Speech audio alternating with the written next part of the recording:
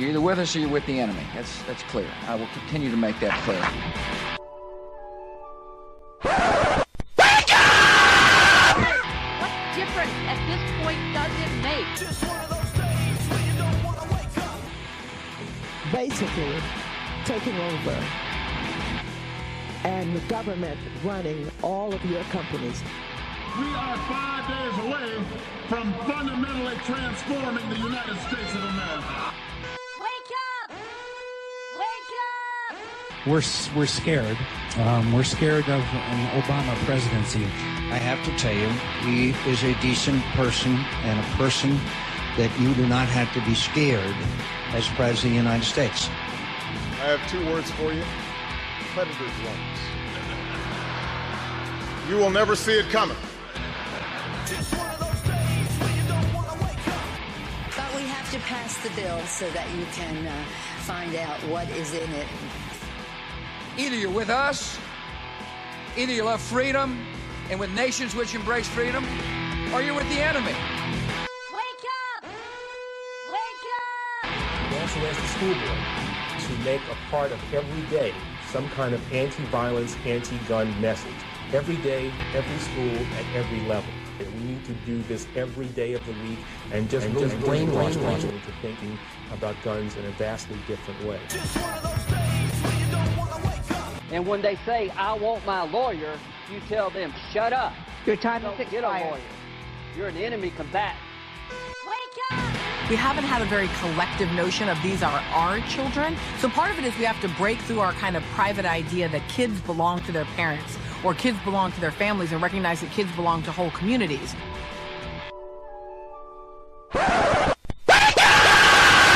State Awake is for entertainment purposes only. Any similarity between any living human beings, living or dead, is purely coincidental. State Awake and its supporting agencies do not endorse or condone the opinions and views expressed in this news talk show. Anyone taking the advice of the show and using it for real-life purposes does so at their own discretion. State Awake is not responsible for the results that follow. We love our government overlords and support the continued oversight that the NSA and other agencies provide over our lives. We understand that freedom is not freedom unless we have the properly signed government permission slips that allow us to be free. Any statements that might be construed as being anti-government by any host on State Awake should be considered within the context of good-natured ribbing and nothing more. This news talk show is covered by a BitCot no-gov license. You are free to use and reuse the content any way you see fit, so long as you are not an agent or advocate of government. For more information on the BitCot license, visit bitcot.org. This is State of Wake's Newsfire, where we take your news and we set it on fire.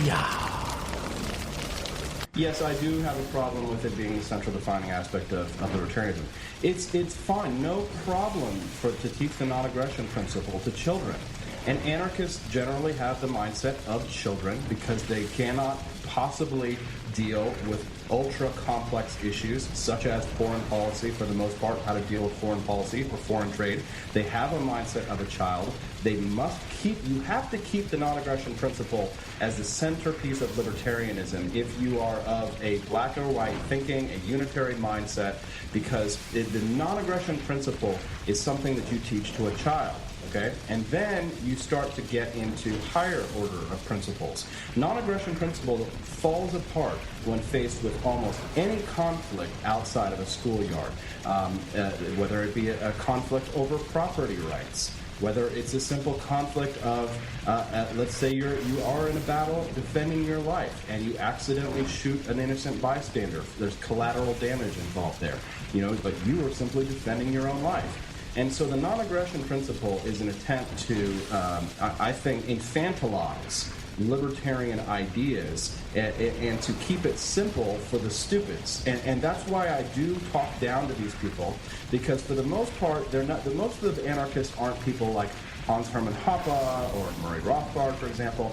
The disgusting rabble of the anarcho-capitalist movement today will get nothing accomplished because these effete, pseudo-intellectual, ineffective, basement-dwelling neckbeards have no political power.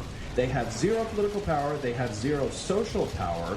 And they cannot get their principles enacted because, number one, their principles fall apart when met with the most rudimentary moral and logical problems that exist in the real world, and two, because they do not have enough social power to be able to convince their fellow citizens of the superiority of those principles. What I'm doing right now is sort of going out and being the vanguard of this movement. So if I'm out there and if I win a certain percentage of the vote total, well, I might not be in the White House next year. There is a slight chance that I might not win. But if I don't win the White House next year, but I win a certain percentage of the vote total, you've advanced libertarian principles into the future. And if you have a stake in the future, then that's a wise decision to make, because if I don't win the White House now, maybe I'll be back in 4 years with 10,000 of my friends running for office. And those 10,000 friends, I might be able to put them into positions of power. Maybe I don't win my battle, but my friends win their battles. And sometimes that's important. You need a skirmisher. In a war, what skirmishers do is they go out and pick fights. So during the American Revolution, Washington would have scouts and skirmishers go out and pick fights to try and find out where the enemy was strong, where they were weak, and because he knew that there was a chance that those skirmishers would die, but that the overall strategy of the war would be won, that his troops and his regular soldiers would. So, State of Wake with Dimitri and Paul. What's your state of wake?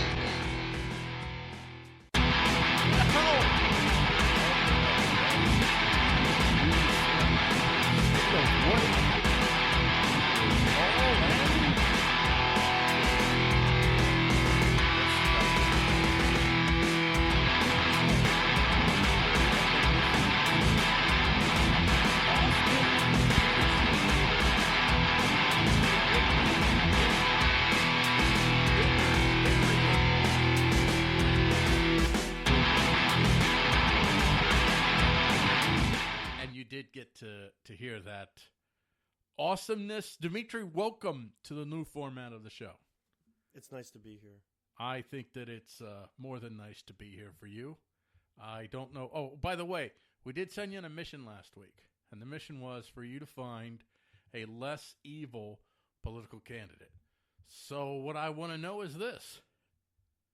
Did you find a less evil political candidate?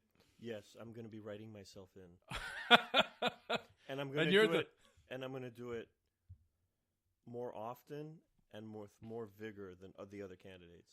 You're gonna write in hard. I am gonna write hard, write hard, and I'm going to write often. So we have Austin Petersen, and is that who that was? This is the guy that's running for Libertarian candidate, and can you hear me rolling my eyes? I can actually. It sounds like. He does not clean his eyeballs regularly like most human beings do. So according to the Libertarian Party of Colorado, the board made a decision in February not to formally invite LP candidate Austin Petersen to its debate this weekend because of philosophical differences.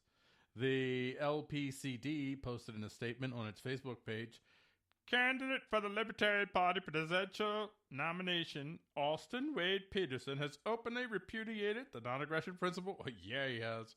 As stated specifically within the Statement of Principles, and declared this principle to be non-libertarian and intellectually bankrupt, using various insults, and thus is clearly illustrated that he is philosophically opposed to essential first principles of the Libertarian Party, which the Colorado governing documents hold in primacy as the minimal bar by which everything is measured. So, let me ask you this question. Because I'm not so much interested, although maybe you are, I'm not so much interested in the debate over whether Austin Petersen should be included in the debate. The NAP. Is it a deal breaker for people who advance the cause of liberty? Based on Austin Petersen's arguments. Well, he dismisses it as being childish. So Jejune. Yeah. Is it a deal breaker?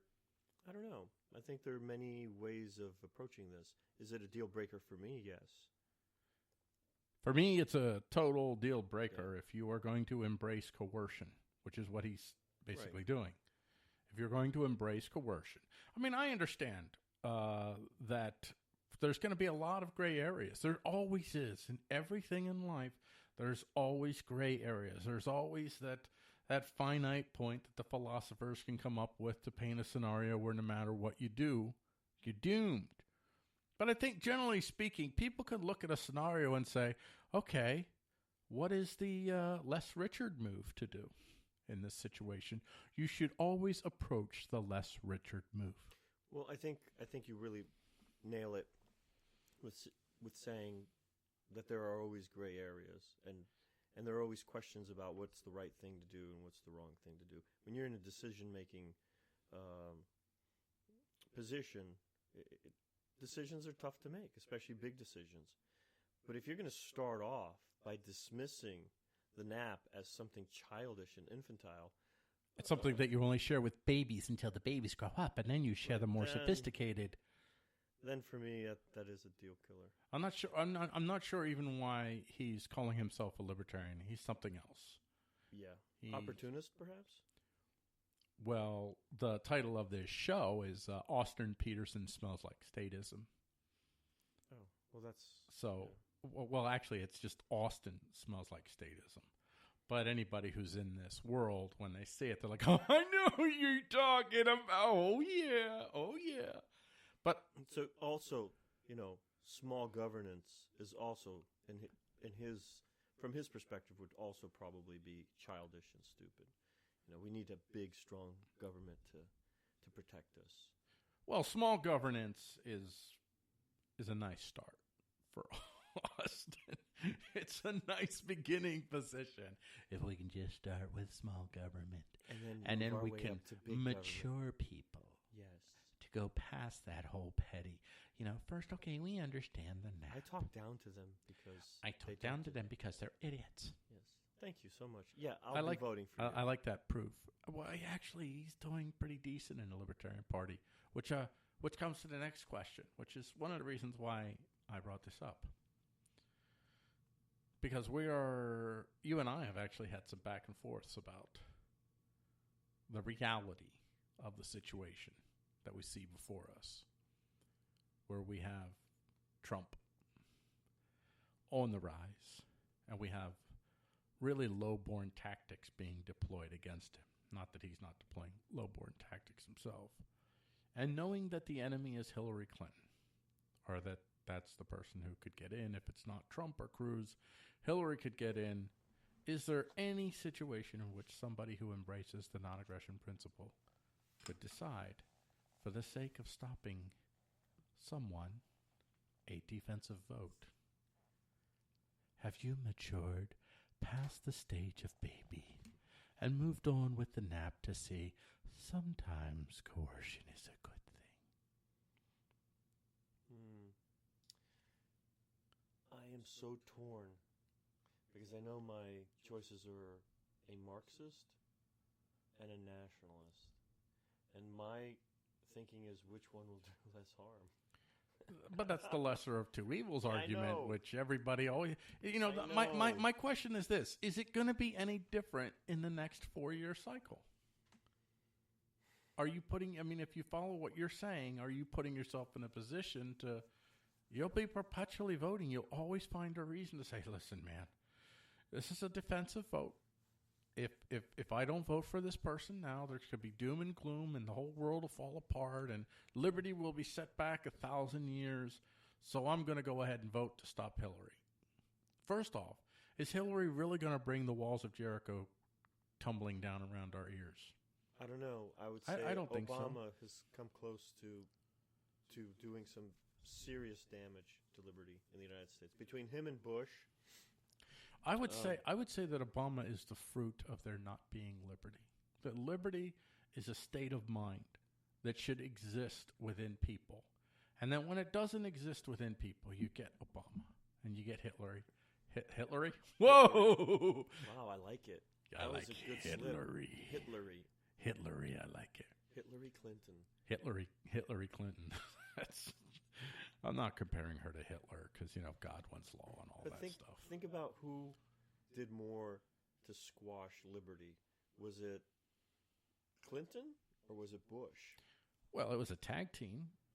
Clinton. I think Bush did more. No, well, okay, and then Obama did more than Bush. So Clinton sets. Okay, I'm not going to get into Reagan. I don't know Reagan fully. I have to look into his years more carefully to figure out what he did or didn't do. But certainly I could say Bush 1 expanded the presidency. And he laid the groundwork for Clinton. And then Clinton expanded the presidency, the imperial presidency. I mean, just in terms of how he handled the whole Monica Lewinsky thing and how he lied under oath and he wasn't thrown out of office when, if this was really a republic and you were really following the rule of law. When you lie under oath, that pretty much means you should go. But he proved that you could get away with lying. He opened up doors big time. And then Bush comes along, and Bush gives us the Patriot Act. He gives us Department of Homeland Security. He gives us Murder, Inc. across the world. And then Obama comes in with a promise of reversing Murder, Inc. And boy, it's just kind of funny. Isn't Donald promising to reverse all the bad things? He's not even promising as hard as Obama was promising. Do you really think that Donald is going to reverse it? No, but I think Hillary is definitely going to advance it as far as she can. I think she would too, but I think Donald will too. And even if he doesn't take advantage of it fully, he's going to set a precedent for the next president. He's going to expand the presidency. Here's my final point on this, and then I'll let you finish up. If we do not have people who embrace liberty and live liberty, it really doesn't matter what happens in Washington. They will always replace the tyrant with another tyrant. The hope is only to spread liberty from person to person. True that. That's it? That's all I got. That's all you got? True, but, okay. That is absolutely true.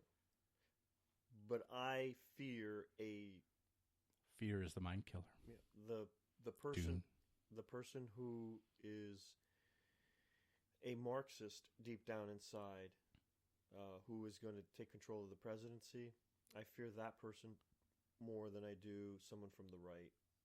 And I'm not saying a fascist, because I really don't think Trump's a fascist. I really do fear Hillary far more than I do Trump.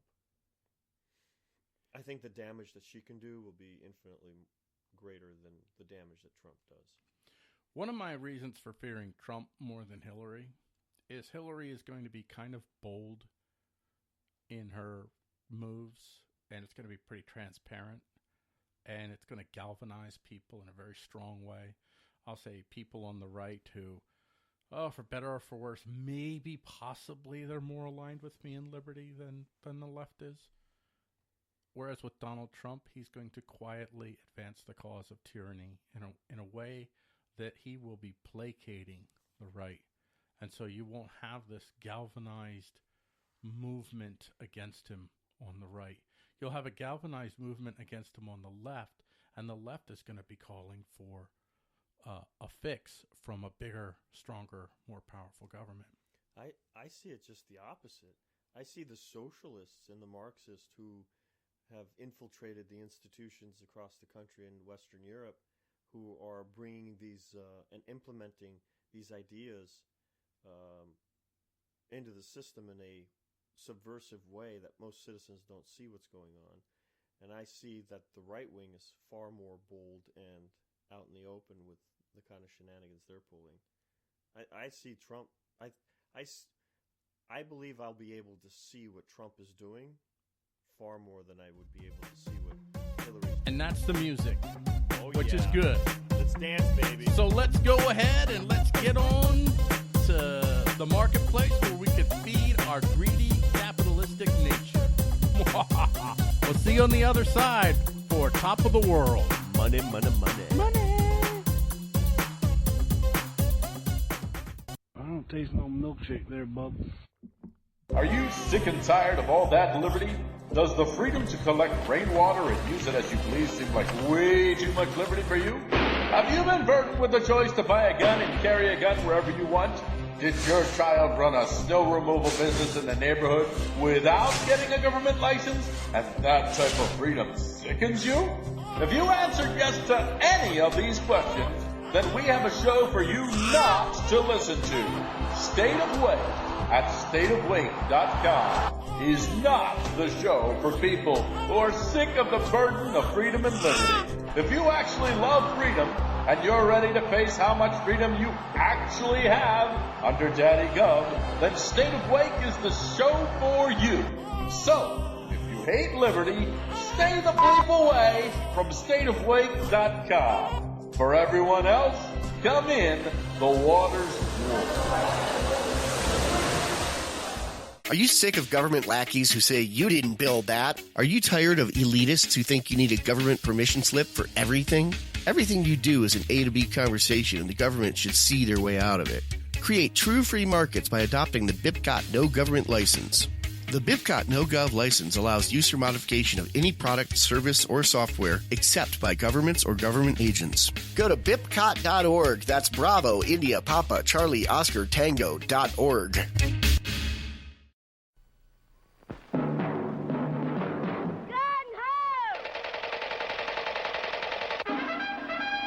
Here come the Gung-Ho Commandos, best equipped boys in the field. All the equipment you need for fun and excitement in the Gung-Ho Commando outfit by Marks. Just look at all the things you get. There's a battle map and direction-finding compass, a cap-shooting automatic with gun belt and holster, a helmet, a canteen, complete mess kit and poncho. You get a cat-firing Gung-Ho hand grenade. Gung-Ho! And look here, this flashing battery-powered machine gun with moving ammo belt shoots rapid-fire bullets. There's a real-looking walkie-talkie, too, and a field pack. You get non-com stripes, medals and battle ribbons, even dog tags. It's all for fun and excitement. Gung-Ho! Get the outfit with all the equipment you need. The Gung-Ho Commando outfit. Gung-Ho! By Marks. Are you tired of your taxes funding endless occupations around the world? Antiwar.com is run by people who understand that wars abroad become wars at home, wars on our freedoms. Antiwar.com is dedicated to bringing you the latest in news, views, interviews, and reviews from the top movers and shakers in the anti-occupation movement. Antiwar.com has it all, from thorough foreign policy analysis to interviews with whistleblowers who used to run the military-industrial complex. Anti-war, pro-free market. That's antiwar.com. Hi everyone, this is Shane, the host of Liberty Under Attack Radio on the Freedom Phalanx Radio Network. If you follow LUA, you know that we put out a lot of content, the biggest compilation being my Adventures in Illinois Law series. In this series, I witnessed tyranny firsthand, and it was one of the major reasons I jumped off the minarchist ship and came to true freedom, which is voluntarism. This series is now available in anthology and audiobook format at libertyunderattack.com. Again, that is libertyunderattack.com. Make sure to tune in live every Sunday at 7 p.m. Eastern Standard Time on fprnradio.com.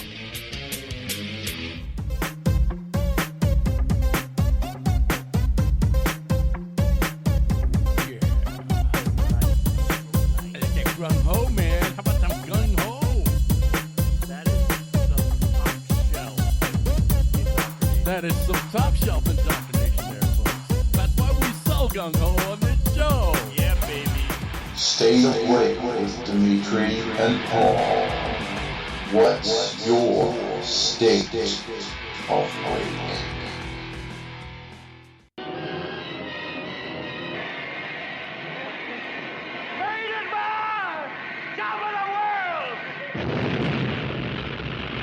Finally got to the top of the world.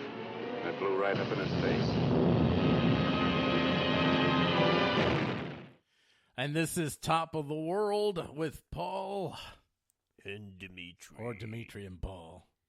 Yeah, you're cutting in on the title, man. Dude, I don't want to be honing on your firsties, man. Yeah, I don't want to do we that. We agreed that you would get the big paycheck. I get the big paycheck and you get the big first billing. That's right. That's right. Baby. So, you know, all that gung-ho money. That's all pocketed by me. Yes. I'm making tons of money selling that gung-ho stuff. I'm not going to lie to you.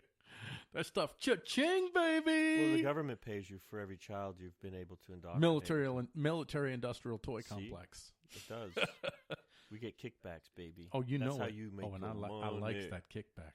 I really like the kickback action. This story is called...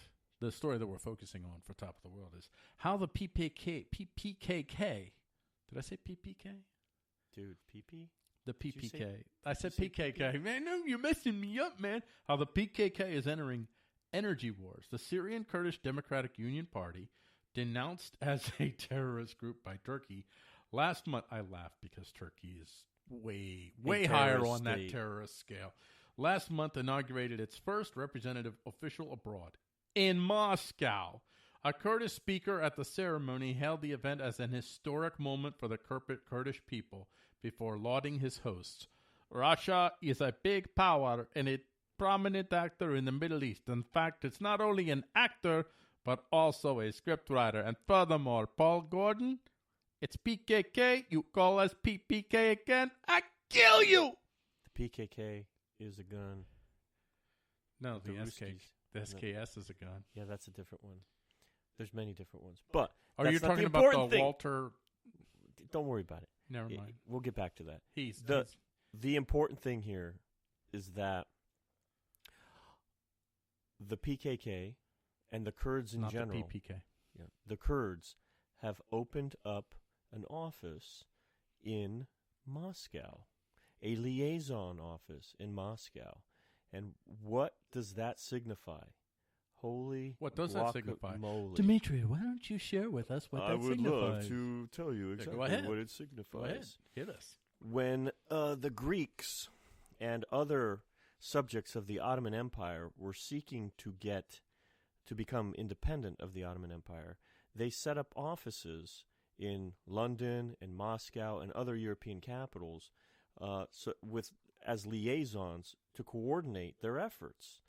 Now, there were times in the history of Europe where seeking independence from a royal empire was looked down upon, and you could be hung in the square or decapitated. And many were not that. I mean, we're not babies, so we understand sometimes decapitations are necessary. Yeah. Yes, of course. Right. But in Austria, there were Greeks and Serbs who were fighting for independence. So there's a lot of Ottomans. babies that didn't understand that sometimes coercion is good. Yes. So they had liaison offices. The history of the Turks, when they're subjects, and I would say the Kurds are subjects of Turkey, open up liaison offices in capitals like Moscow. That is some serious bad news. And that is Moscow sending gives such legitimacy to them. And it's Moscow sending a message to Turkey that we will help the Kurds do to you what we help the Greeks do to you, what we help the Bulgarians do to you, what we help the Serbians do to you, what we help the Arabs do to you, what we help the Egyptians do to you, and go on right on down the line. This is an open call to war. Yes. Yo, man, time for some paybacks. Unless, of course. And the Kurds. Unless, of course, you're babies. Well, the Kurds have a lot. Wait, no. If you're a grown-up, then you recognize that you should be killing people. I'm beating this to death. Oh. I am Is beating. that what you're beating? Because it seems like something else. Dude, you know what? Every time, when a horse sees me, the first thing the horse says is, oh, my gosh, I better run. He's going to beat me to death. I know it. The horse or the whore? Because I beat that horse to death. Oh, the whore. I said horse. Okay. I said horse. This is a family show. You're not projecting your voice. This is a show. We're making this show Maybe for I have public. a microphone problem. We're making this show for public school radio. Oh, I had to adjust. This is going out to government schools for the kids. Good. So I know. Does this go with low sugar drinks? Yeah. This is gonna actually. We have a whole segment on low sugar drinks and eating asparagus and drinking water 2 times a day is all you really need to live. Oh, there's the music. So that means that we're about ready to go to commercial, and on the other side, you'll be entering the lobby. It's a good thing we're making money with this commercial. Oh, you know this it. Sucks. No, this is awesome. It's awesome. I'm an I was going to say something important, but forget it. Save it for after the show. Save it for the infant-minded. After show. I like eggs. I like eggs. Are you sick and tired of all that liberty? Does the freedom to collect rainwater and use it as you please seem like way too much liberty for you? Have you been burdened with the choice to buy a gun and carry a gun wherever you want? Did your child run a snow removal business in the neighborhood without getting a government license? And that type of freedom sickens you? If you answered yes to any of these questions, then we have a show for you not to listen to. State of Wake at stateofwake.com is not the show for people who are sick of the burden of freedom and liberty. If you actually love freedom and you're ready to face how much freedom you actually have under Daddy Gov, then State of Wake is the show for you. So, if you hate liberty, stay the bleep away from stateofwake.com. For everyone else, come in, the water's warm. So, Fishy, I'm looking at the show prep list. What's this fecal roster thing? Oh, that's... Well, you know I'm always getting frustrated by politicians and other awful people, but I didn't want to use that other phrase. Oh, you mean list. Brass, why did you say on the promo? Why not? It's not like the FCC listens. Well, my mom listens to this show. You're an adult. She's heard you say before. Oh, Brass, for sake. What? What did I say? Find out who made Fishy's fecal roster on Chaos Theory. Monday nights at 9 p.m. Eastern, 8 p.m. Central, on Vigilant Liberty Radio. Chaos Theory. The Freedom Fiends now have a free app for your Android phone, tablet, phablet, or other chromed robot turd, available now from the Google Play Store, Amazon, and freedomfiends.com. Lovingly handcrafted by head hamster Michael W. Dean, the artisanal Freedom Fiends radio app allows you to listen live, keep up with the podcast, chat directly with other fiends, get discounts on bigger buttons, brainwash yourself with a 24/7 random episode, and so much more. You know the Freedom Fiends is the best libertarian radio show in the world, but when the fiends aren't live, you can use the app to listen to LRN.FM from anywhere. The Freedom Fiends radio app is like having a virtual libertarian re-education camp in your pocket. It's your gateway to the exclusive high-demand group that is the Freedom Fiends. Install the Freedom Fiends radio Android app today. It's free, and of course, it's covered by the BIPCOT no government license. Tell 2 friends. Review it on Google Play and Amazon. Prepare for the inevitable death of terrestrial radio, and get ready for LibPair with the Freedom Fiends radio app for Android. Worms. This is Niz from Disassociation Nation. As many of you know, I'm an avid vapor. And if you're like me, you're tired of being charged ridiculous amounts of cash for a disappointing experience when flavors just don't deliver. I'd like to take a moment to introduce you to Vapor Renew, a Flavor West company. If you're into mixing and creating your own custom e-liquids, Flavor West has everything you need to make delicious, satisfying flavors. Doesn't matter if you're a flavor chaser or if you love the look and feel of those big, beautiful, puffy plumes. FlavorWest.com can provide you with everything you need. Let's face it, if you vape, e-liquid is an ongoing expense. And if you're a dripper like me, then you know that blowing through a $30 bottle of juice isn't unheard of. Why pay more than you have to? So for excellent quality juice made right here in the United States, head over to VaporRenew.com, where they have hundreds of flavors pre-mixed and ready to vape at the most reasonable prices you'll find. Use coupon code RENU for an extra 10% off your entire order. Great juice at a great price and 10% off. Support companies that support liberty by making your next purchase at Vapor Renew. Or for mixing supplies, don't forget FlavorWest.com. State Awake is for entertainment purposes only. Any similarity between any living human beings, living or dead, is purely coincidental. State Awake and its supporting agencies do not endorse or condone the opinions and views expressed from this news talk show. Anyone taking the advice of the show and using it for real-life purposes does so at their own discretion. State Awake is not responsible for the results that follow. We love our government overlords and support the continued oversight that the NSA and other agencies provide over our lives. We understand that freedom is not freedom unless we have the properly signed government permission slips that allow us to be free. Any statements that might be construed as being anti-government by any host on State Awake should be considered within the context of good-natured ribbing and nothing more. This news talk show is covered by a BIPCOT no-gov license. You are free to use and reuse the content any way you see fit, so long as you are not an agent or advocate of government. For more information on the BIPCOT license, visit bipcot.org.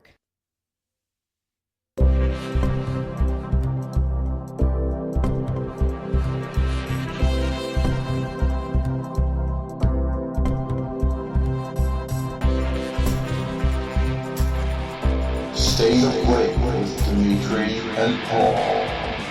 What's your state of wake? Let's all go to the lobby. Let's all go to the lobby. Let's all go to the lobby to get ourselves a treat. Are you here for a treat? Yeah. The popcorn can't be beat. The sparkling drinks are just dandy. The chocolate bars and the candy. So let's all go to the lobby to get ourselves a treat. Let's all go to the lobby. ourselves a treat. Hey there, hi there, hold there, kids. Welcome to the lobby with Dimitri and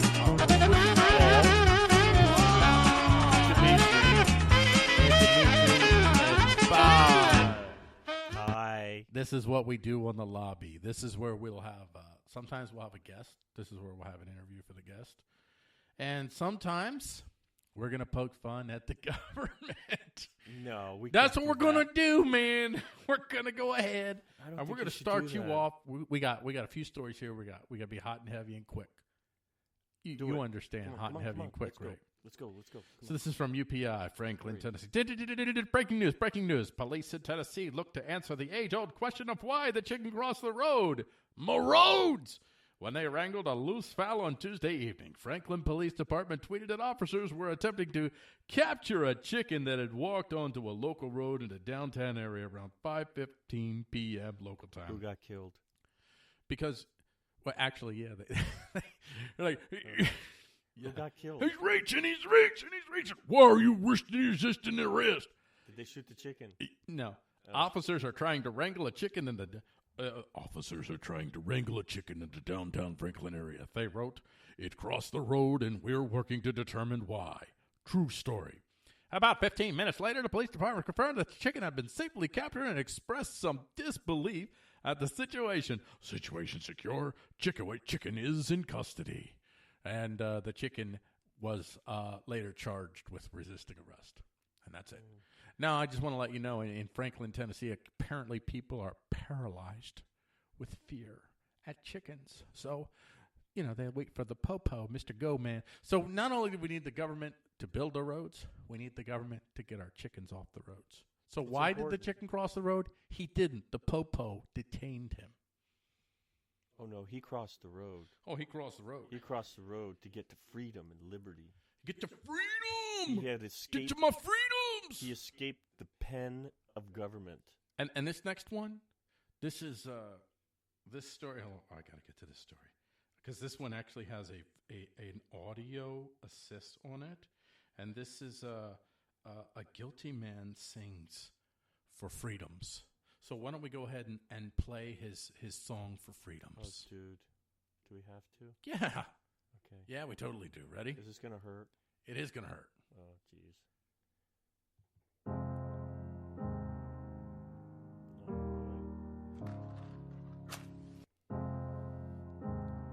That's beautiful. Hold on now. Don't interrupt him. There, Your Honor, I want to say I'm sorry for the things I've done, and I try and be stronger. Okay, we gotta stop this. No, we don't. Oh my God. It's the man singing for his freedoms. There's blood coming out of my eyes. That door I closed. And now out of my ears. And now out of another part of my body, which I won't mention on family television. I thought To that the was victim, I'm sorry, He's sorry, not sorry. Oh, the sorry, victim? sorry. What did he do? Oh, just some victims here. What did he do? Brian Earl Taylor belted out a sorry directed at the judge. This is from the Mirror UK. Belted out a sorry.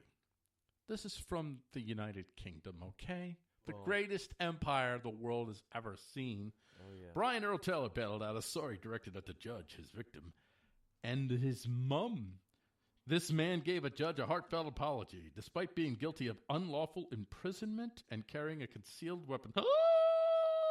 He was clearly sorry for what he had done. As the clip shows, Brian Earl Taylor belted out a sorry directed at the judge, his victim, and his mom. Why are you just repeating yourself?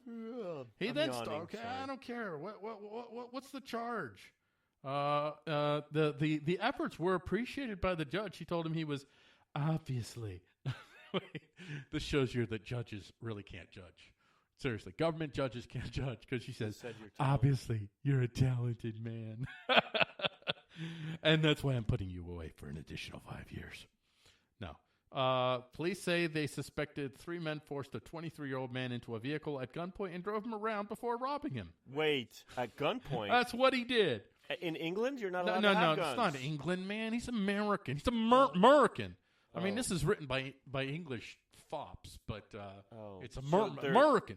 They're probably like, listen, man, we understand the whole kidnapping thing, but guns, for the love of God, guns, why are you doing this to me? So I thought, if I was a judge, what would you do? Well, okay, let me ask you this. I will let you answer. Wow, you're going to let me say something. Oh, my God. Yeah, ladies and gentlemen, this is a moment. Take it I in. give him top billing, but that's it. What would you have done if you're the judge and he sang for you? Would you, first of all, when he said, he didn't hear the first part of this because I didn't get it because I didn't want to, but he says, I wrote a song. That's what he said. I wrote a song. He wrote a song. If I were the judge, I'd say, shut the hell up. Wait till he hears that Adele song. He'd be like, oh, my gosh, we were thinking exactly the same way. I'm going to sue her because she stole my material. Yeah, she stole my song, man. Hello? She stole my song. I'm sorry to the victims that I did stuff to. So what would you do? Would you say that he was talented? Would you suggest a talent? I would suggest shut the hell up. That's what I would suggest. I'm going to go on to the next story because we don't have a lot of time. Because this is lame. Because this story is lame. So this is an example where the every once in a while, this is from Associated Press. Every once in a while, the government comes through and it corrects the idiocy part of the other part of government. The North Dakota Supreme Court has overturned the conviction of a man who was tried last year on a 20-year drunken driving charge. Jason Gale was arrested for drunk driving in 1995, but wasn't called to court until last July. And a jury found him guilty. Seriously, if you're a jury and the charge is from 20 years ago, are you participating in finding him guilty? That shows you what tools people are. What conformists people are. Well, you got to follow the rules. It's called jury nullification, the law, folks. Man. It's the law. Yeah, but jury nullification is part of our American, in quotes, American tradition. So why do you convict a dude? But mercifully, let's see. The government was clearly negligent. This is what the North Dakota Supreme Court said. Itself being government. No. The Supreme Court didn't say that. Maybe it should have. It would have been funnier if it did say that. The government was clearly negligent. Its 20 years' memories are going to fade, and that was obvious at trial, Brand told the Associated Press. The officer just memorized his report. He didn't have any independent recollection as to... Dude, it was a drunken driving charge that happened 20 years ago. There should have been no court case. This is a moronic charge. That's your government working for you? Isn't there a statute of limitations on stupid? I guess there isn't. How old are you? And you're still riding that wave? Oh, you do not want to see the... We should start shooting video. Dimitri, I'm not deaf. I can't read hand signals. Yes. I can't translate that. I'll school you on that. Yeah, you will. Well, you could try, But I thought that this was just, it's just... what the justices said here. Okay, here. I have... No, that's not it. I'm sorry. Did you prepare for the show? No, I don't prepare because you tell me not to prepare. You say spontaneity. Spontaneity, Paul. Don't prepare. The opinion released last Tuesday said justices can't presume that a 20-year-old case was diligently prosecuted. How about the fact that it's a charge from 20 years ago for drunk driving in which nobody was hurt? Well... The state didn't collect its fines and taxes. Didn't get my sugars. It didn't get its extortion money for that, so of course they're going to come after you. Can you imagine if you cheated the mob out of thousands of dollars and they found out about it and forgot about it, and then somebody's like, hey, doesn't that guy owe us thousands of dollars? Of course they'd come and break your knees. What would you expect the government to act any differently? I found out that I was a wanted man. For over 10 years, I was a wanted man. The popo wanted to arrest me in a certain township, which certain townships have outlawed cross-dressing. So I do understand. But actually, now cross-dressing is in favor. So I'm now of the ascendant culture. So Well, but that was 20 years ago. And stop your mansplaining. That was 20 years ago. Yeah, but they should have. Anyway. I ended up paying this fine, which I shouldn't have paid. Are you sure you want to share this with the public? I do want to share this. I was charged with not paying an occupational tax for an area that I lived in for 2 months out of 1 year. I paid the occupational tax somewhere else. But in order for me to get all that information and then drive to the place, it would have cost me more money than it cost to pay the fine. So I paid my blood money. But they had that on the records for 10 years. The government. 10 years. 10 years. Did you ever see that movie, Better Off Dead? No. The government is like that little boy in Better Off Dead on the bicycle that's chasing after John Cusack. I won my $2! So how do you call yourself a Christian if you didn't give to Caesar, if you didn't render unto Caesar what is Caesar's? But that wasn't Caesar's. Yeah. No, dude, that was so not Caesar's. Yeah. Dude, that was mine. See, they got it anyway because... So Caesar took what was yours? Caesar absolutely took what was mine. And I gave it to him because in order for me to prevent him from taking it from me, I would have had... Now, I wouldn't have paid it to him. I would have paid it to somebody else in terms of my time and gas money. I would have ended up paying more money. So you facilitated Caesar. I made a calculated business decision. Instead of giving your money to... I could have given it to the gas station dude. Yeah, you could have given it to the gas station dude. You could have given it to all of these institutions. But I chose not to. Yeah, because you're a tool of the government. Well, you see, I'm not a baby. I have grown past the nap. Oh, I'm sorry. And I recognize sometimes coercion. Like right now, I'm looking at you and I'm thinking coercion may be applied any second. And force. And force. Yes, exactly. Any second now, coercion and force may be applied in a way that will help you mature. It's going to guide you out of your baby state. Why are you holding your microphone stand that way? I just really love this microphone stand. It's got a fuzzy handle on it. It's really nice. Big, long steel tube. And there's the music, folks. Goodbye. Goodbye on the other side. Can't remember. Oh, the humanity is on the other side. Who dat? Who dat? You'll find out. You'll find out. Be sure to buy everything that we're selling for capitalism. Are you sick of government lackeys who say you didn't build that? Are you tired of elitists who think you need a government permission slip for everything? Everything you do is an A to B conversation, and the government should see their way out of it. Create true free markets by adopting the BIPCOT No Government License. The BIPCOT No Gov license allows use or modification of any product, service, or software except by governments or government agents. Go to BIPCOT.org. That's Bravo, India, Papa, Charlie, Oscar, Tango.org.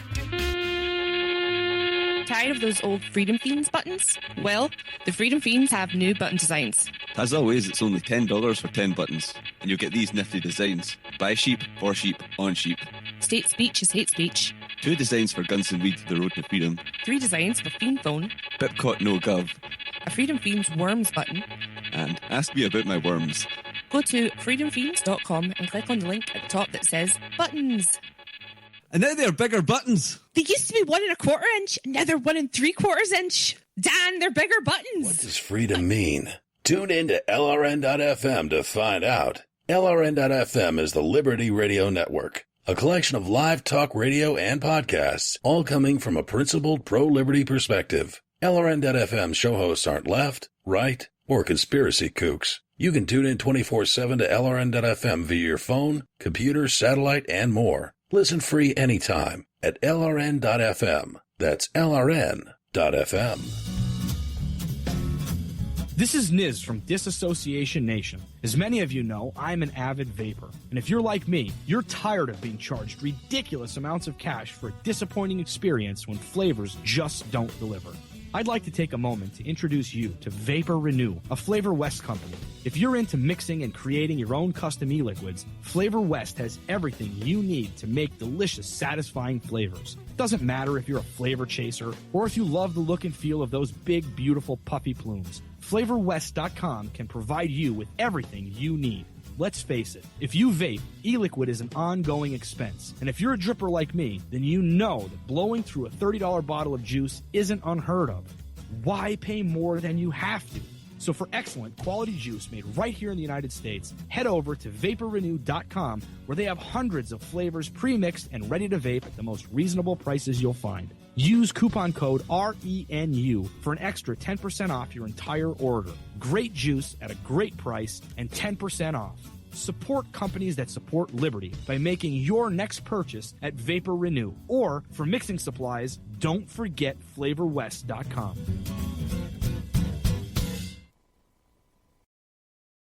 This was how your day started. Started wrong. Barbara! Barbara, get up. You'll be late for school. Does she have to do this every morning, Barbara? Even if you're not really well-mannered, you could make a habit of being civil. Helen has trained herself to know what she's going to do, and she's able to match the right skirt with the right sweater. As usual, all your neighbors knew how late it was when you went by at your regular dog trot.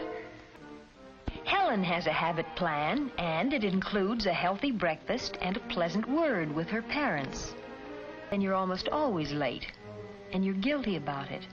You're in a rut with a bad habit, distaste for your sloppy ways. You were embarrassed by your messy hair and the fingernails you had neglected to clean. You weren't listening. But we always go to the beach. Every year we take a cottage at Esmond. You couldn't help interrupting, could you? You added nothing to that conversation.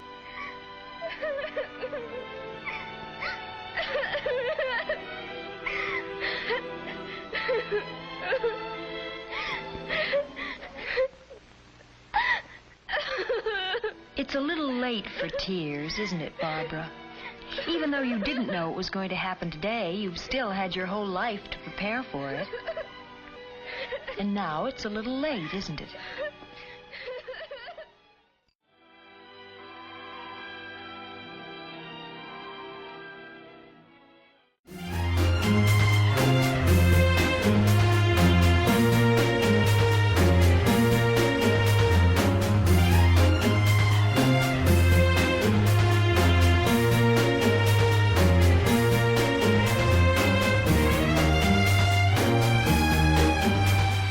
Stay awake with Dimitri and Paul. What's your state of break? You did. It's first in the flank. Get it started. It's fighting and it's fighting. Well, this is one of the worst catastrophes in the world. It's a terrific crash, ladies and gentlemen. The smoke and the flames down all the humanity. This is a really difficult segment for Dimitri. This is the Humanity segment. This is that segment where we try to combat the doom and gloomers who want to tell you that the government is all-powerful, all-knowing, all-seeing. It's all helpless, all hopeless. Screw you, Liberty it is has hopeless. no chance whatsoever. In other words... You're going to go against the machine, man. This is the anti-Dimitri segment. Yeah. Good luck. So, we're going to talk about an article in Reason. Obama and the Justice Department may be losing the PR battle over encryption, but watch the larger war. The government fight to access your private digital data has another fight brewing. The Department of Justice wants to be able to listen in on conversation on WhatsApp. That's right, an encrypted messaging and phone service owned by Facebook. These dudes are scared out of their ever. You know, when you're on the show, I can't speak. You need to do more drugs, like the uppers. I tried. I tried. You know, pep you up. I tried. I shoveled in as much as I could before the show. That caffeine ain't doing it for you anymore. Yeah, I mean, I thought caffeine was pretty hardcore. That's hardcore for me, dude. Seriously, slipping all over. I'm slipping all over. My tongue is like, I don't want to cooperate with you. We're talking about the fact that you have all these apps that are, and it's not just the WhatsApp, but that's the latest target for the federal government. WhatsApp, it's an encrypted messaging and phone service owned by Facebook. What's happening is all these apps with all these incredible encryption capabilities, the government can't get in. They keep a knocking, but they can't get in because the tide is decidedly on the favor of encryption. You can make things so much more secure than you ever could before. And that's why the first half of this show is called Austin Smells like state, or I don't know what I called it. What did I call it? Austin smells like state. Statism. Yeah, Austin smells of statism. And the second half is Obama hates apps. And the reason that Obama hates apps is because these apps on our little smartphones here, I'm holding my smartphone. I use my smartphone for my show notes. And it's encrypted. It's encrypted with badassery. That's an encryption thing. That's the name of the encryption service. It's called badassery. Oh. I think it's French. Mr. Mohammed or Rahim Badassery came up with it. It's a great name. It's called Badassery, yeah. Very nice name. It's really, I like that last name. It rolls off the tongue. Yeah, Badassery. So I have a Badassery encryption services on my phone. Congratulations. So the government can't get in, and the government's really... the NSA is listening in, by the way. And dude, that's why we play our little disclaimer.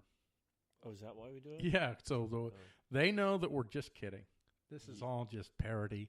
We're just like, if we were anti-government, this is what it would sound like. But everybody, you love government. I love government, right? When they rescued that chicken, it was so hard for me to keep a straight face and act like I wasn't clapping what they did to save that chicken. Let's get down to brass tacks. Some citizens deserve to be shot. Well, that's the problem. And people don't get that. If you're a baby, if you're a little sycophant sucking on the teat of liberty, and you haven't grown past that whole concept. I see where you're going with this. Right. You're tying that all in there. Then you'll probably be horrified when somebody says some people should be shot. Citizens shouldn't shoot people.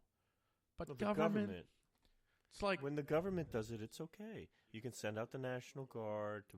And really, the government is just, it's us. We're we the people. So the government is just doing our bidding. Listen, those college students who were protesting, who got shot by the National Guard, I mean, they deserve what they got. So you're going way back to like 1968 now. Right, you have to. You're going back. Well, because if you start talking about more contemporary stuff. We're not supposed to have memories. When you talk about more contemporary stuff, it's kind of a threat to the state. We move on and forget. You don't want to say stuff like Ruby Ridge because that... But again, that's past. That's you will move on. You don't want to live in the past. That's really, right. Seriously. Don't let that stuff stew. If you learn history, you're doomed to repeat it. So that's why you should not learn history. Then you're not going to repeat it. Well, how can you look? History. Well, when you learn history, you get ideas. No. You're like, dude, let's do this again.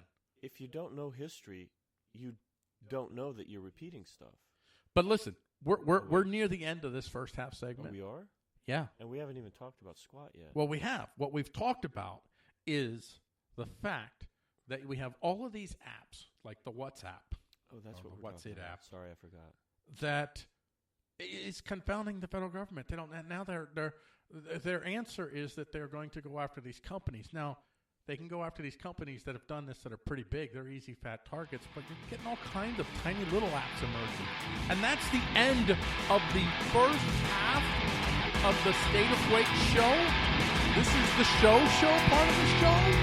We're going to go to the market, and on the other side, we're going to hit you back up with the after show with Dimitri and Paul.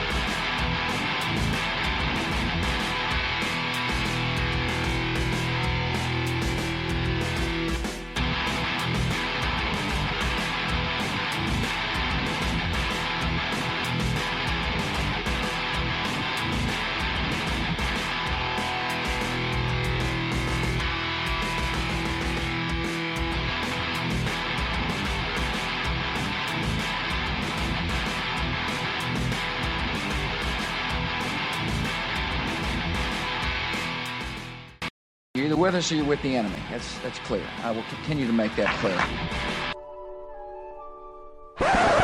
Wake up! What difference at this point does it make? Just one of those days when you don't want to wake up. Basically, taking over and the government running all of your companies. We are 5 days away from fundamentally transforming the United States of America. We're scared. We're scared of an Obama presidency. I have to tell you, he is a decent person and a person that you do not have to be scared as President of the United States. I have 2 words for you. Predator drones. You will never see it coming. But we have to pass the bill so that you can find out what is in it. Either you're with us, either you love freedom and with nations which embrace freedom, or you're with the enemy. Wake up! Wake up! We also ask the school board to make a part of every day some kind of anti-violence, anti-gun message. Every day, every school, at every level. And we need to do this every day of the week and just brainwash people into thinking about guns in a vastly different way. And when they say, I want my lawyer, you tell them, shut up. Your time Don't is get a expired. lawyer. You're an enemy combatant. We haven't had a very collective notion of these are our children. So part of it is we have to break through our kind of private idea that kids belong to their parents or kids belong to their families and recognize that kids belong to whole communities.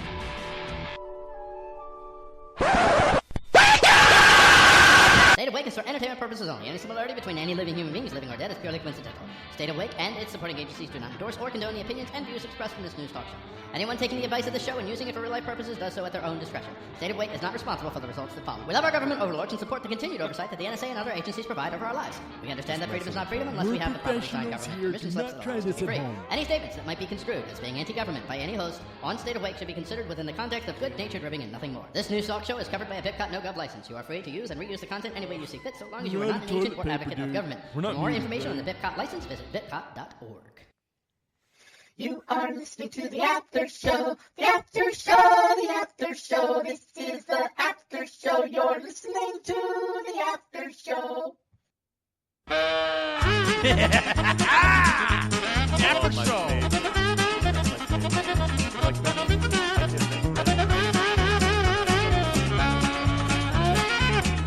Oh yeah, that's true. I remember that. Boobs on TV. I remember Benny Hill and PBS with some of the National Geographic specials. So it's like Benny Hill or the National Geographic specials as far as the boob factor. Oh yeah. I'm not endorsing looking at boobs now, but that was your reality when you were 14. Oh, I'm endorsing looking at boobs. Well, I limit my boob looking at now because I'm a decent human being. Oh, okay. Congratulations on that. Married to a woman.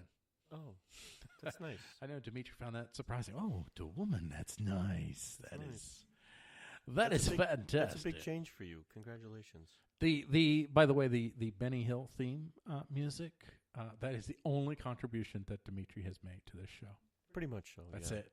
I love that. Like, dude, I call him on his cell phone, and for the message, I go. Yeah, you do. He calls me on the cell phone. Well, that's gay. That's Drake, and man. When I say gay, I mean gay. Is it Drake or whatever? Dude, Hot Like Bling, dude. Okay, I think it's time to get to the subject. There is no subject. It's whatever one. This is the after show. We can do whatever we want on the after show. Please put your clothes back on. I know nobody else can see this, but I can. Dude, when I was a younger man, just put your clothes back on. Party seriously. in New York. Seriously, there would be the after party. Like you'd be going to a club with the ladies, and then you'd go to the after club, and you'd be like, it would be after quiet, party and then the after club. Music. Is that what you just said? You said go after party and then after club.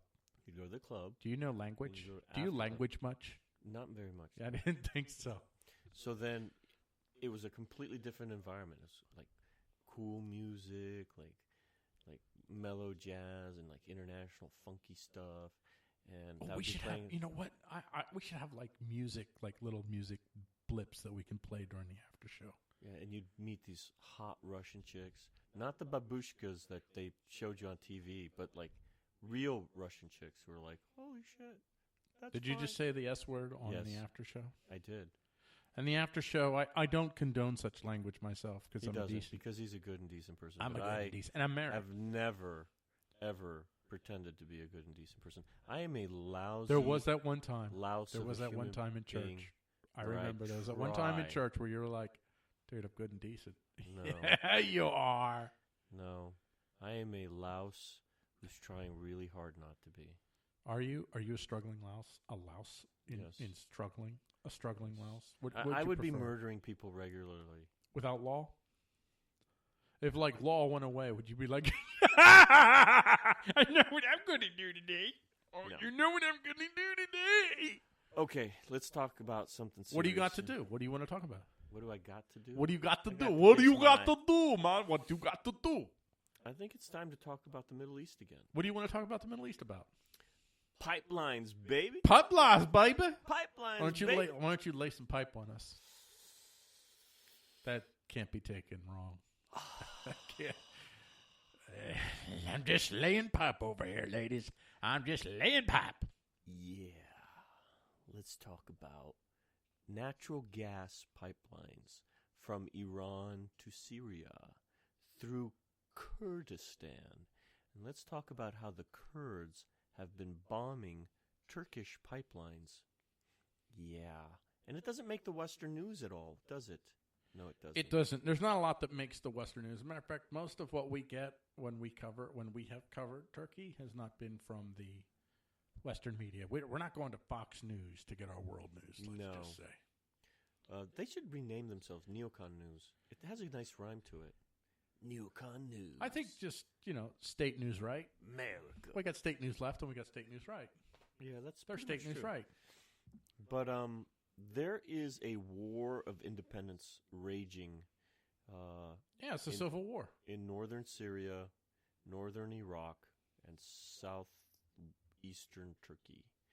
The largest minority in the world who has no homeland, or has no state of their own, no country of their own. How many people comprise this largest minority? Well, anywhere from 20 to 60 million people, depending on how you measure the ethnicity.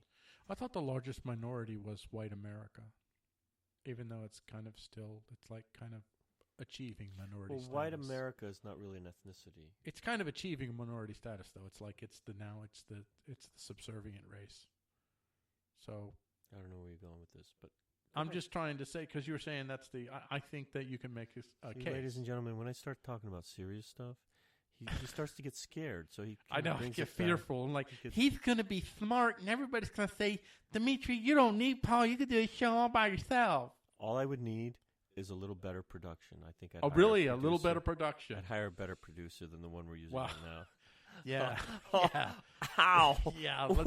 Let's hire a better producer, because we didn't actually hire the producer that we have. Dude, I thought you were getting paid top dollar for that. No. We weren't? I get paid for the smooth voice. Oh. I get paid for this right here. Oh. The producing work I do, that's extra. You must not get paid very much. Well, no, I get paid nice. I get paid nice. All right, so what's going on over there? The Russians have declared war on Turkey by opening a liaison office, a Kurdish liaison office in Moscow. That's pretty stinging. This is a declaration of war. This is a declaration of, we're going to split you up like the West split up Yugoslavia. That is what that says. And mind you, the European Union ain't too far off that line of thinking. They would probably like to see Turkey split up into 4 or 5 different countries. And based on what's going on over there now with these refugees and the deals they're working out between the European Union and Turkey, it ain't looking too good for the Turks. It's not. The Cypriots are holding their feet to the fire. I mean, what the Turks have done over the last 100 years in the Middle East is corrosive. They have pretty much attacked every single one of their neighbors. Anyone says that they don't have expansionistic goals is delusional. Militaristic, imperialistic. Yeah, they're delusional. They've bombed Iraq. They've bombed Syria. They took 35% of northern Cyprus. They keep flying their warplanes and putting their warships in Greek territorial waters.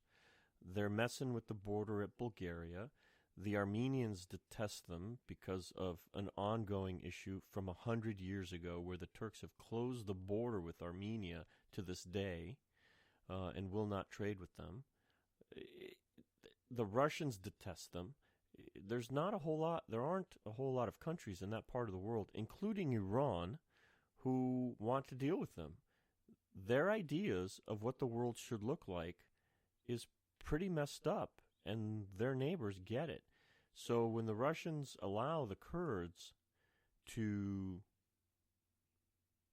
open a liaison office, it's a clear demarcation that the Russians are going to be in this for the long haul, and they will be undermining the Turks at every opportunity. And I forgot to mention, Israel and Egypt both have beefs to pick with the Turks. I mean, it's not just, wackadoodle countries that are ganging up on them. They're twisted.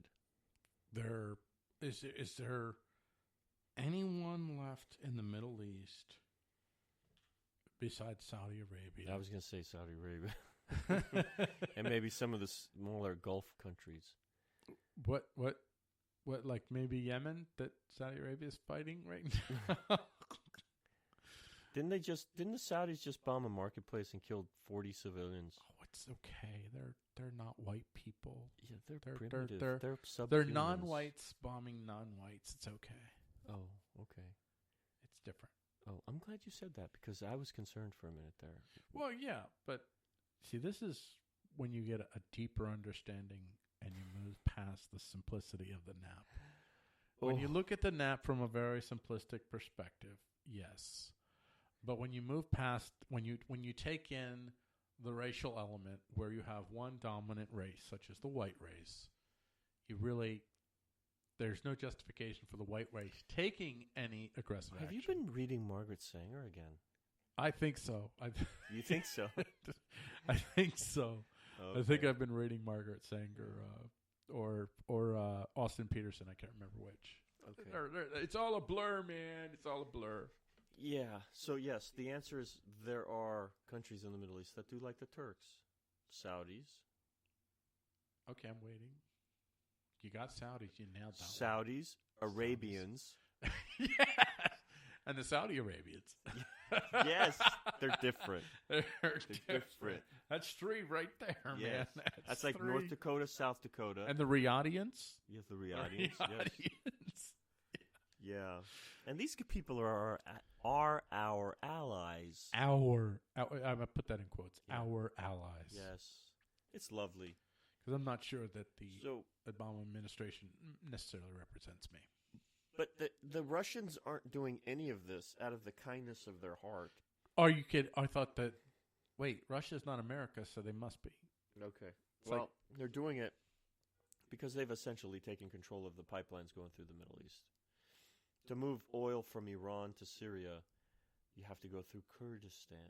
Now, Kurdistan doesn't exist as a country right now, but it does exist as a region, and the Kurds are taking a far more active political role and strategic role and military role than they ever had in their history. So something's a brewing here, and when you get Russian support, you got Russian support. You got legs to stand on. Yeah. So I don't know where American foreign policy is going to be headed in the last few years, but where has it been heading in the last few years? It's been heading towards void. Yeah. Hello, welcome to the void. Yes. I don't think there's anyone that looks to America and says, dude, yeah, could you be the broker of power here? Because we trust you. Because we know if we ally with you, you're going to come back and you're not going to forget us. Is that what friends do? That's what friends do. And that's what America has always done. America has always done that. It's spread liberty by betraying its friends. I mean, no, come on, that's harsh. No, dude, let's back this up a little bit. Let's get real. Let's back it up. America spreads liberty with bombs, and that's okay. It is. It's again, if you've evolved past the baby state, and you understand to go past the nap to violence, murder, senseless death. I mean, sometimes look at have their all place. We've accomplished in North Africa and the Middle East by bombing them. Seriously. What have we accomplished? We've accomplished great things. Well, yeah. You think about how many Americans have benefited. There's like 3 of them in the military, industrial complex. There's like 3 dudes. Those Cheney? dudes are no American dudes. Cheney. Yeah, those dudes are rich. They're. I mean, that is a blessing, because this is like, it's gonna trickle down. It will. But you know what? It's not gonna be money that trickles down. I'm not gonna tell you what it is, but it's not gonna be money that trickles down. It's gonna trickle down, all right. Yeah, but it's gonna trickle up too. Oh well, that's a different trickling up. Yeah. There's a yellow thing that's trickling down, and then there's a red thing that's trickling up. Yeah, because right now, based on what we've done in the Middle East, I would say there are tens, if not hundreds of millions of people who have every right to want to see our demise. I mean, really, yeah. I'm not joking here. I mean, this will sound like I'm making fun, but I'm a Philadelphia Eagles fan, and if and when the Dallas Cowboys humiliate the Eagles, which has happened on occasion, my wrath and my anger at the Cowboys and the Cowboys fans is pretty heavy. I mean, I'm saying this because a lot of people listening, I'm sure they're sports fans. They can relate to the sports thing. Now, you just imagine if it's not a football game and it's your mom and your dad and your ancestral home and it's been bombed to smithereens. Your level of anger and rage and mistrust at anything that smacks of the USA, it's got to be pretty high. I believe that before 2003, that America still had decent standing in the Middle East. Maybe it didn't deserve it, but I think it did for a lot of people. And they still thought that America was the beacon of light, the place where you could hope to go to have freedom, to have an opportunity, really, but they would call it freedom. And then we bombed everybody's mom and son and father and destroyed a bunch of family homes and wiped out a bunch of businesses and destroyed people's lives, whether they were murdered or whether they were just simply lost everything because of the American bombing. Maybe a few people associated with the people that we were attacking, we, in quotation marks. But I think by and large, most of the folks in the Middle East, certainly in Iraq and Afghanistan, they've got to be looking at America as, no, trust him. But then Russia comes on the scene, and Russia is not the Soviet Union. We had this talk the other day. Yeah. Russia's not the Soviet Union. Soviets Russia anymore. has a clean slate. Yep. It's a whole new entity. America's the same old entity. America is dirty Obama. And Russia is... strong Putin. Strong over here, Trump. Oh. Get on the Putin train. This is a Trump train. What would be a Putin be? A Putin pistol? Putin pistol? I don't want to be on the Putin pistol. I do. I'm sorry. Dimitri's smiling right now. I think he likes that. He really loves Russians. He thinks that they're the superior race. I never said that. Yeah, he did. I'm going to go ahead and say you did. I admire the strength and stoic nature of the Russians who constantly suffer and yet move on. Yeah, how many people did they lose in World War II? Is it 20 or 30 million? I thought it was like 50. Maybe it was 20, 30. Maybe. Yeah. Either way, it was like a ginormous amount of people that they lost, and they continued on. Even with the economic downturn that they're experiencing, they still soldier on, and they don't cry about it, and they're not little babies about it. And they're still sending their kids off to military camps. Yeah, at the age of 12, they send their boys to learn the art of war. And we're sending our boys to learn to be girls. Yeah. Or that it's okay to be girls. They still teach their men to be men. Right. And we're so much more sophisticated than that. Well, yeah. You know, we're beyond that. We have managed to overcome human nature itself. Wow. Yeah. What? No, keep going. No, what I mean is that we have managed to create a system that defies all human nature, and yet we will sustain it with political correctness alone. It will last. It will be a Reich, a political correctness Reich that will last for 1,000 years. Never mind what human nature is. Never mind that it is in human nature for most boys to be just a little bit more aggressive than girls.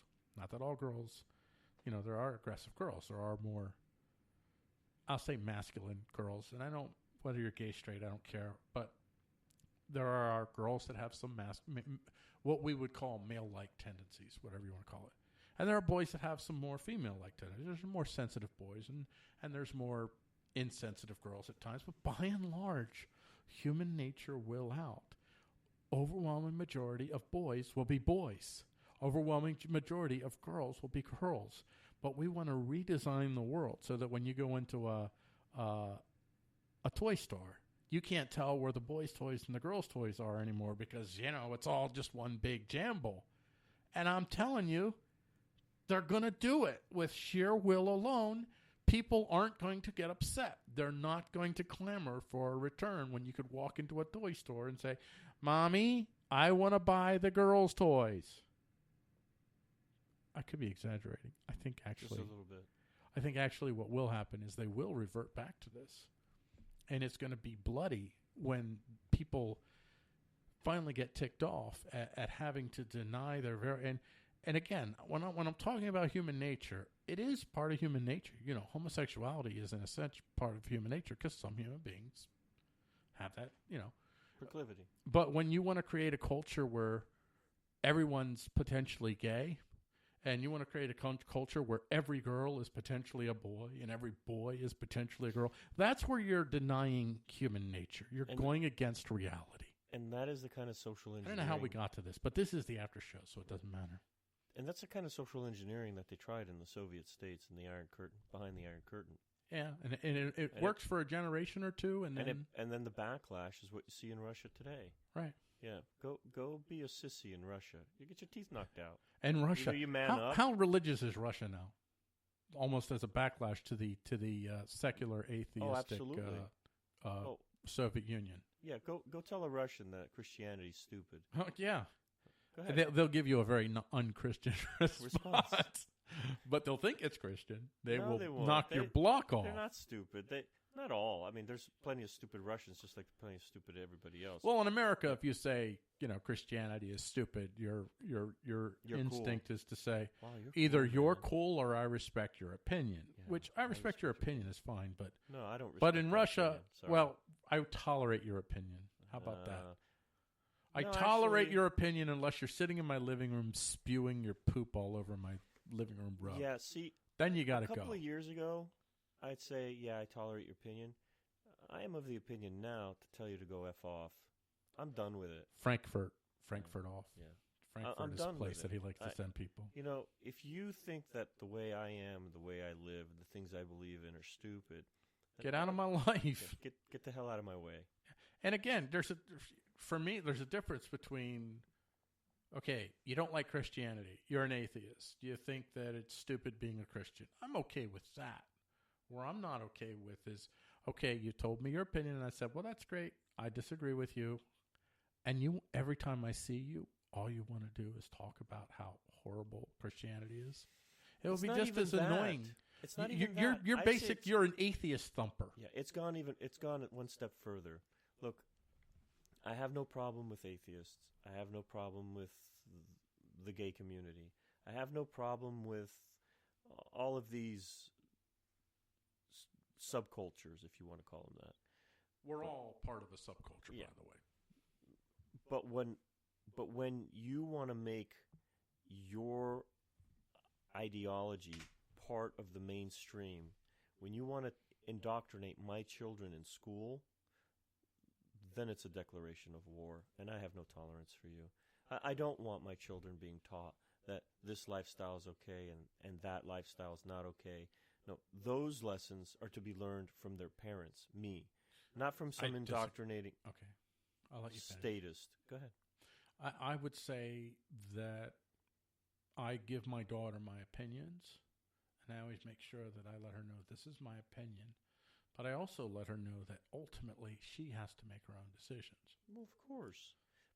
But why would you want your child exposed to Jenny has two daddies? Yeah, I wouldn't.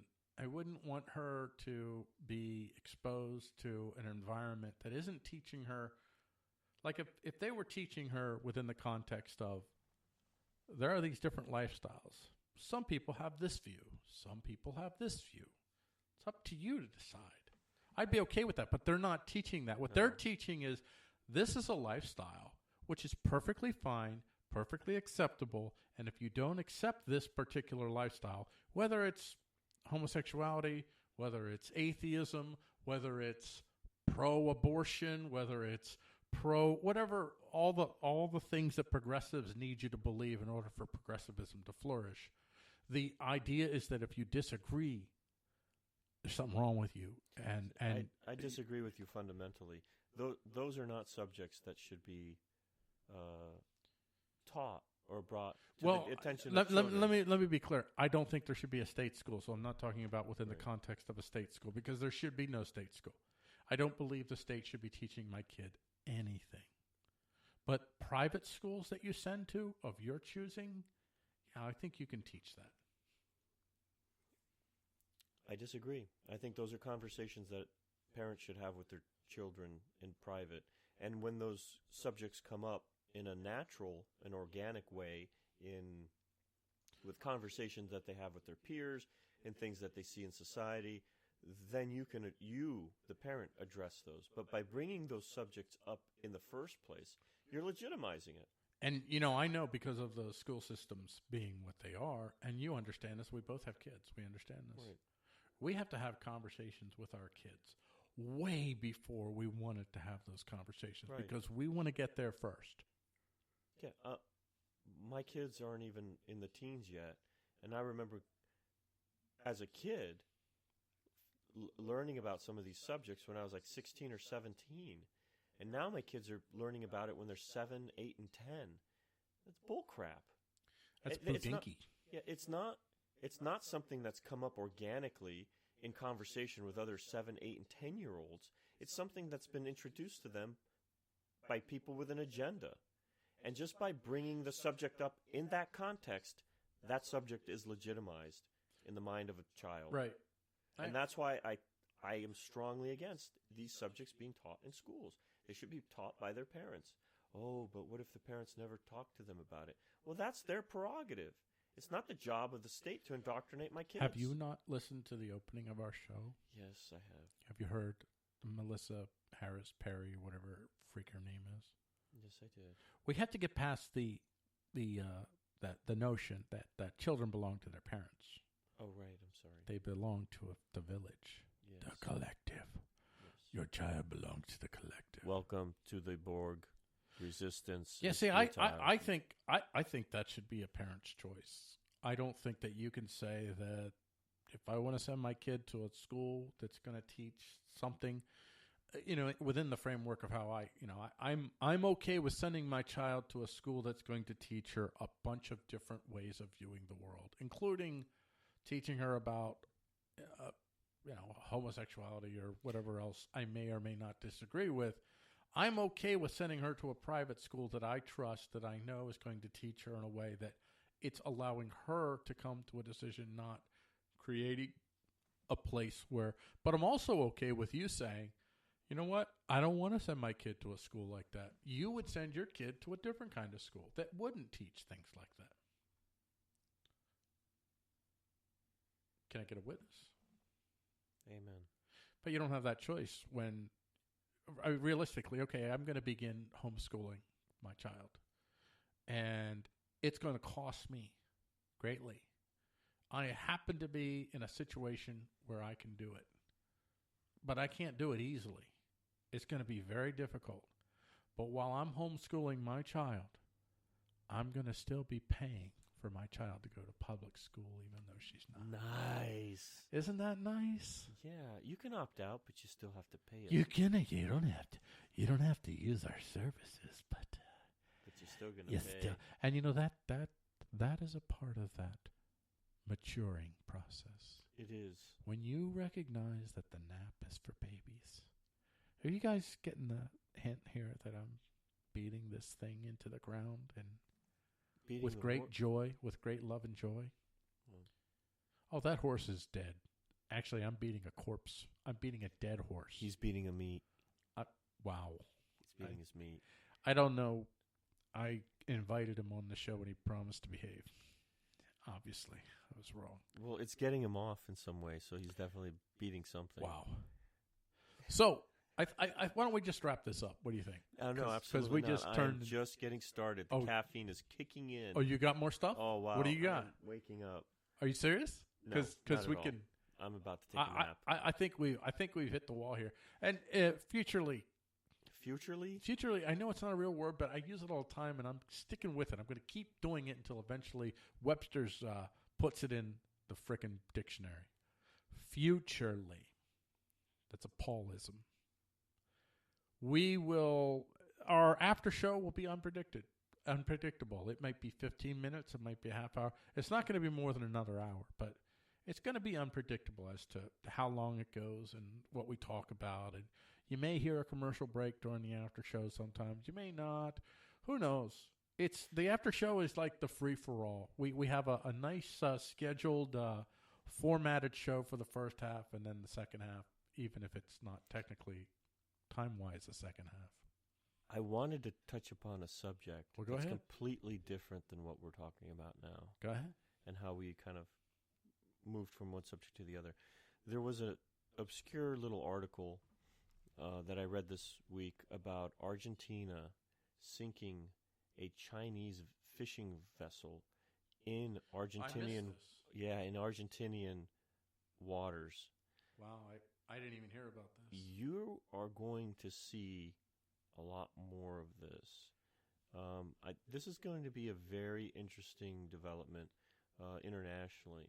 As the Chinese start to really project their power, you're going to see incursions like this, not just in the South China Sea, but all over the world. The Chinese have sent their one and only aircraft carrier to the Middle East to support the Russians in their endeavors. You know, their one and only aircraft carrier is a quote-unquote revamped Russian aircraft carrier. Whatever it is, they have it, and it's in the Mediterranean. The Mediterranean had become an American pool. It was totally dominated by America for decades. You got Russia and China sitting there off the Middle East now. And I don't know where the Chinese aircraft carrier is. I do know that 6 months ago they had reported it being there. Right. And now you're going to see more and more of an emboldened China. I'm curious to see where this goes. In some ways, I see that as good. In other ways, much bigger ways, I see that as very bad. Well, on one hand, if you love liberty, you're kind of on the side of small, of non-statist monopolies.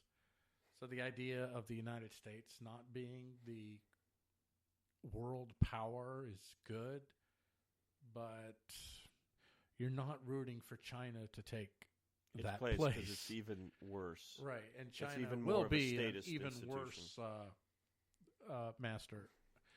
I'm not saying for sure that China will be worse than the United States, but judging from America is becoming more and more collective, but it still has a strong individualistic instinct about it. There's still a sizable portion in America that has this individualistic ideal, even if they're not practicing it consistently. In China, they don't come from that tradition. They come from millennia of collectivist thought. They are well developed in their collectivist ways. So how have we failed? Because we have failed. Because when you add up, if you add up the amount of people that are in prisons in Russia, China, and North Korea, it pales in comparison to the amount of people that are in prison in the United States. So this individualistic ideal that you're talking about. There is one difference between China and the United States. Well, there are many differences. Well, here's where maybe that number is a little misleading. Although, don't get me wrong, the United States, it's horrible the amount of people that we imprison and why we imprison them. I'm not going to sugarcoat that. And I keep saying we because it's just force of habit. It's not a we. I am not the we of the United States. I am not the state. But China doesn't put you in prison. It puts a bullet in the back of your head. We don't know how many people China kills. But it doesn't keep its prisons filled. It empties them. And then it charges your family for the bullet. So that, we don't know. We don't know what's going on. Even North Korea. North Korea, yeah, they use you in the worker camps so long as you're useful. But then, I mean, what happens in the worker camp? They work you to death. And many other people, they just kill you outright. So there's a lot more executions going on, and we don't even know how many. So I'm not sure that that figure is totally accurate as far as America being. You could say they're number one, indisputable, number one in terms of the sheer number and the percentage in incarceration. But it might be because a couple of countries like China, instead of putting you in a cell, they put a bullet in the back of your head or the front of your head or whatever other clever way they can figure it out. But it's a huge failing of the United States where we have millions of people in prison. It is.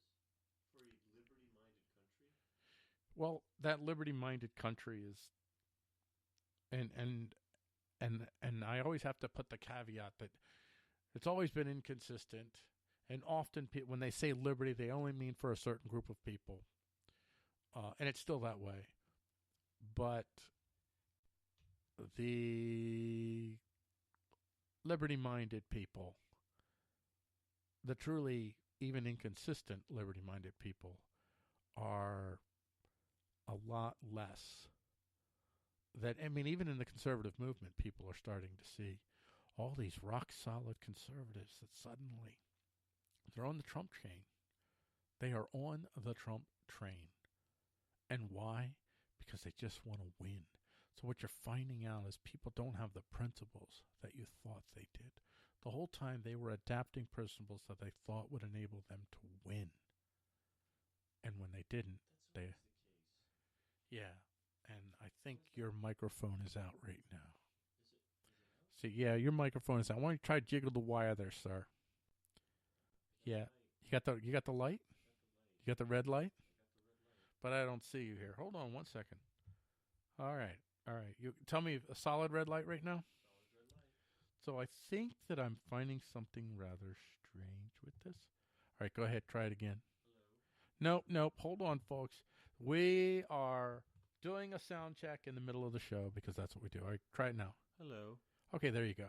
So if your microphone cuts out sometimes, I got to watch it because then I have to switch. Ew. Go ahead, talk. Hello. Yeah, we're back. And we're back. We're near the end of the show, so I'm going to try something once, and it's a technical problem. So we're on the after show. We can do stuff like this. We can test things. So I'm going to test this. Okay, go ahead. Talk once. I'd like to say something important. Oh, I got feedback. Oh, I can hear myself talking. Can you hear me now? Oh, hello. I just figured out a setting. Hello. Yeah, but I can undo those because they're kind of annoying. So I'm going to go ahead and undo. Oh, that's lame. Yeah. That sounds like a cheap 1970s porno. It creates like a double thing. It's kind of creepy. I don't like it. You guys didn't experience that if you're listening to this, but we experienced this. So now I think we are done. What do you think? I'm done. I'm done. I'm ready for a beer. Oh, wait, am I allowed to say that on the radio? I'm going to drink a cold, refreshing, a sparkling drink. Beer. A sparkling drink. Beer. Because you're at the after show. Now we're going to go to the after lobby. After show. No, the after lobby. Well, who that? The after lobby, man. Play it.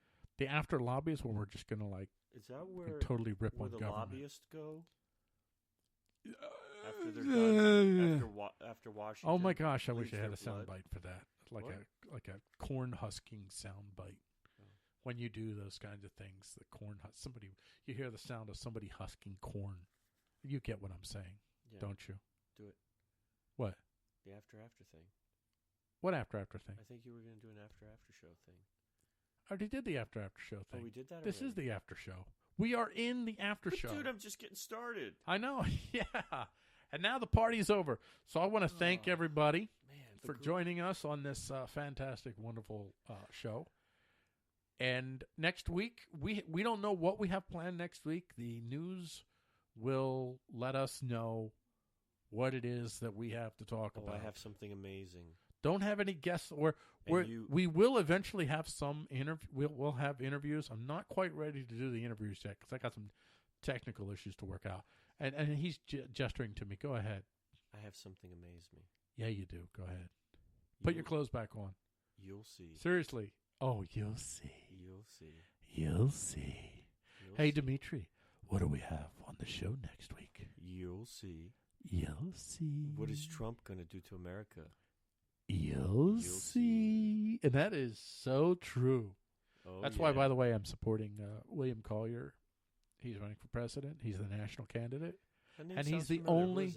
He's a rock solid statist. He's a rock solid, but he's honest. Honest? He's honest. He's an honest, rock solid statist. Politician statist dude. Because when you ask him, it's like, he's got a promise. Like, for instance, one of his promises. He's a serious candidate, by the way. I will be writing him in. William Collier, the national candidate. He has promised that he is going to shrink the government budget, the military budget, and expand it. And if you ask him what he means and how he's going to do it, he'll say, you'll see. Yeah. Mr. Collier, what kind of Supreme Court justices are you going to nominate? You'll see. And you know what? That's the honest truth, because that's what it always is. You really never know what you're going to get until the politician takes office. That's like one of my favorite tags. You'll see. I think that's the winning tag. It is. He might win this one. He might come from behind. He might surprise everyone. And it's like all of a sudden the national candidate wins. William Collier, the national candidate. Why? You'll see. And on that note, I'm going to go ahead and say goodnight. We don't have any closing music for the after show. We just say goodnight. Well, I'd like to sing a little ditty. Well, go ahead. And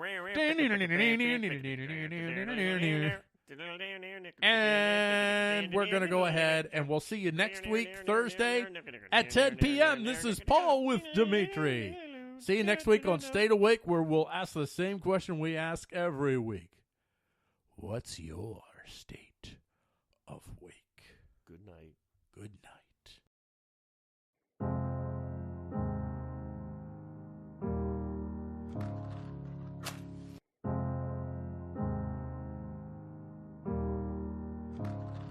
Hello there, Your Honor. I want to say I'm sorry for the things I've done, and I try and be stronger in this life I chose. But I want you to know that door I closed. To my mother, I'm sorry, sorry, sorry, sorry. To the victim, I'm sorry, sorry, sorry, sorry, sorry.